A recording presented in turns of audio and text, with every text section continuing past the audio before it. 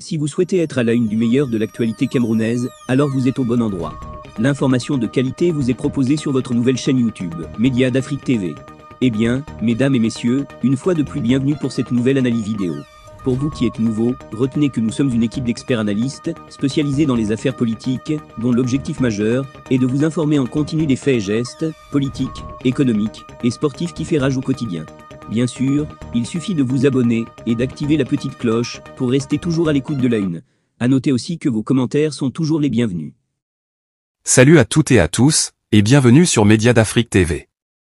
Aujourd'hui, nous allons aborder un sujet brûlant et qui suscite beaucoup de débats au Cameroun, les tensions politiques à l'approche de l'élection présidentielle de 2025.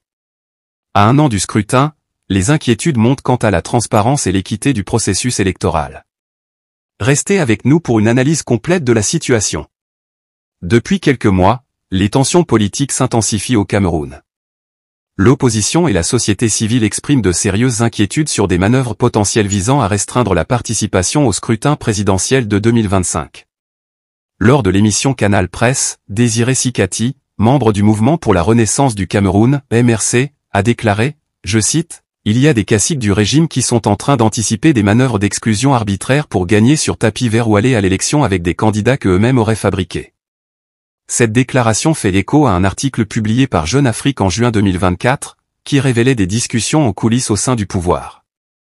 Selon le magazine, une réunion se serait tenue en mars au palais présidentiel, rassemblant plusieurs hauts responsables du régime.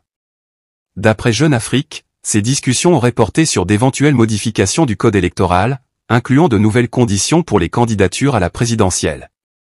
Ces changements pourraient potentiellement disqualifier certains opposants majeurs, comme Maurice Kanto du MRC ou Cabral Libye du PCRN. L'opposition et la société civile avaient pourtant proposé en août 2023 leurs propres amendements au code électoral, visant à réformer le processus électoral. Mais à ce jour, la présidence n'a pas officiellement réagi à ces propositions. Cette situation alimente les craintes de l'opposition quant à la transparence et l'équité du prochain scrutin présidentiel.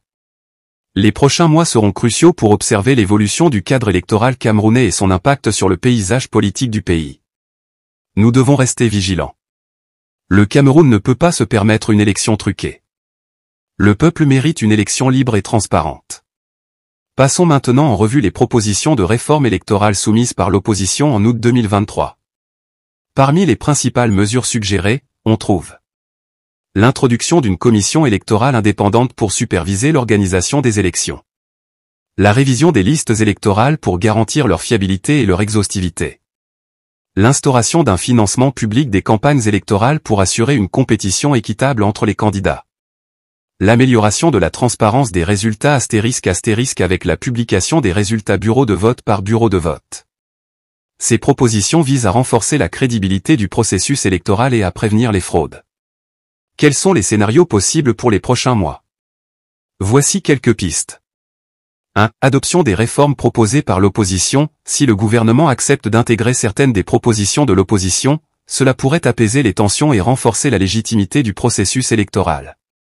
2. Maintien du statu quo. Si le gouvernement ne modifie pas le code électoral ou introduit des changements controversés, cela pourrait exacerber les tensions et conduire à des manifestations ou à des boycotts électoraux. 3. Intervention internationale. La communauté internationale pourrait jouer un rôle en faisant pression sur le gouvernement camerounais pour garantir des élections libres et équitables. En conclusion, la situation politique au Cameroun à l'approche de l'élection présidentielle de 2025 est particulièrement tendue. L'opposition et la société civile réclament des réformes pour garantir la transparence.